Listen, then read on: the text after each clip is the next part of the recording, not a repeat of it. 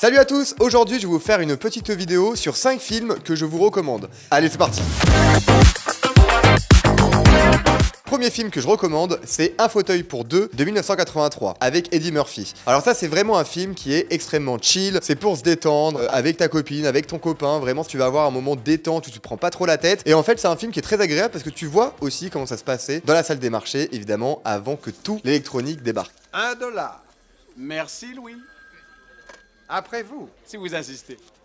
Deuxième film que je vous recommande, c'est Wall Street de 1987 avec Charlie Sheen et Michael Douglas. Mais pourquoi tu fous cette compagnie en l'air? Parce qu'elle est foutue, pauvre cloche! D'un côté, on a Charlie Sheen, le sailor, et de l'autre, on a Michael Douglas, le driver. Et en fait, ce qui est hyper intéressant, c'est justement de voir comment on fait chauffer une information, comment on arrive à ce qu'elle prenne de l'ampleur, et grâce à cette opportunité-là, d'arriver à trouver des bénéfices. Franchement, c'est un film qui est hyper intéressant, on apprend plein de trucs, je le recommande vivement. L'argent en soi n'est pas gagné ou perdu, il est simplement transféré d'une poche à une autre poche, voilà tout.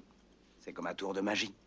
Troisième film que je vous recommande, c'est Le Loup de Wall Street de 2013 avec Leonardo DiCaprio qui incarne Jordan Belfort. Jordan Belfort.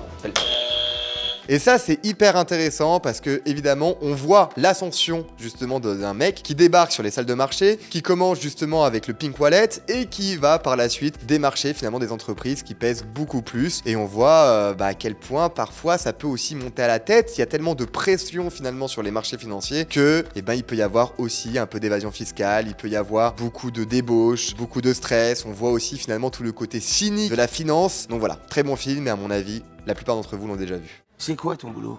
Je suis courtier. Courtier? Ouais. Tu gagnes un max?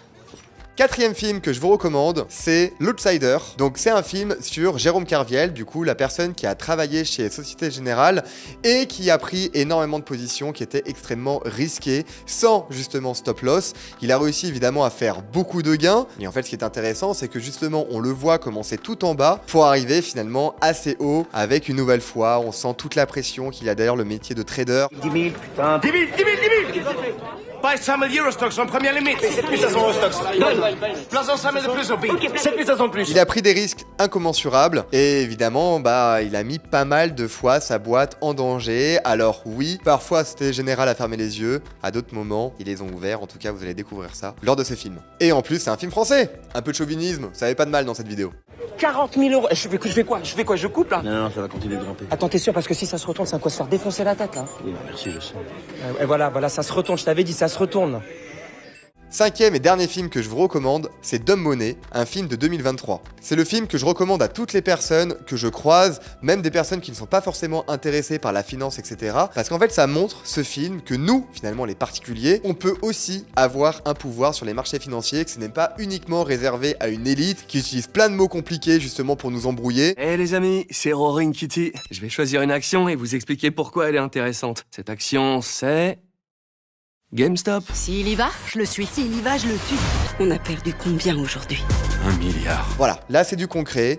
Il y a un gars qui voulait, par amour, sauver une entreprise, un attachement, un affect, sa Madeleine de Proust finalement de son enfance, GameStop. Donc il est intervenu justement sur le marché boursier. Il a réussi à finalement avoir des adeptes, on peut les appeler finalement des adeptes, qui ont aussi misé sur cette action-là. L'action a décollé et en l'occurrence, ça a mis en péril beaucoup de hedge funds. J'ai pas trop envie de vous en dire parce qu'il faut vraiment que vous le découvriez. C'est vraiment incroyable, c'est facile à comprendre. Et surtout, ça nous montre que nous aussi, on peut avoir le pouvoir. Y a aucun espoir pour les petits.